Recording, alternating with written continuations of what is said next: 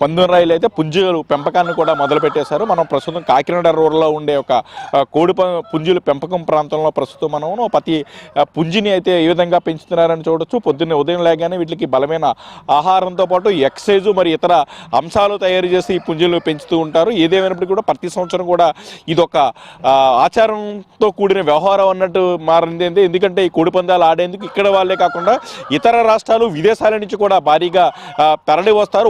ఈ సంక్రాంతి 3 రోజుల్లోని కోడి పందాలకు సంబంధించి కోట్ల రూపాయల్లో చేతులు మారుతాయి. అలాగే ఒక్కొక్క పుంజం కూడా మినిమం 30,000 నుంచి దాదాపు ₹1,00,000 వరకు కూడా వెచ్చిస్తుంటారు. దాదాపు పంజు కాస్ట్ని బట్టి అయితే పందాలు డిసైడ్ చేస్తూ ఉంటారు.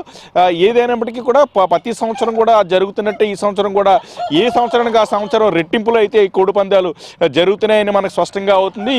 ఈ తూర్పుగోదావరి జిల్లా అటు పశ్చిమ గోదావరి జిల్లాలో ఈ పందాలు ఎక్కువగా జరుగుతాయి. ఈ పందాలు ధనానంతరం కూడా అయితే వీటిని పెంచే మేత కూడా ఎంతో విశిష్టత నెలకొందని చెప్పవచ్చు. మనం ఈ మేత చూడొచ్చు. ఈ మేతలో అయితే డ్రై ఫ్రూటు ఇతర బలమైన ఆహారంతో పెడతారు ఈ 3 రోజులు ఈ కోడి పుంజులకి. ఎందుకంటే బరిలో దిగిన వెంటనే పోరాడిన తర్వాత ప్రత్యర్థి పుంజుపై విజయం సాధించే విధంగా అయితే మేత కావచ్చు, అటు ట్రైనింగ్ కావచ్చు, ఆ విధంగా ఇస్తూ ఉంటారు. కొంతమంది నిర్వాహకులు మనతో అందుబాటులో ఉన్నారు. వాళ్ళు మరిన్ని వివరాలు తెలుసుకుందాం.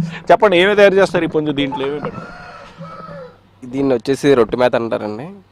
దీనిలో ఒక 8 ఐటమ్స్ ఉంటాయి, కలిపి చేస్తే దాన్ని రొట్టె మేత ఉంటారండి.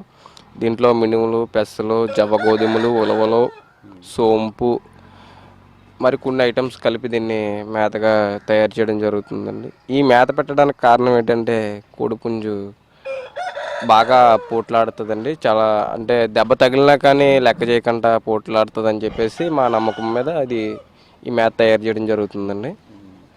అందు గురించి మేము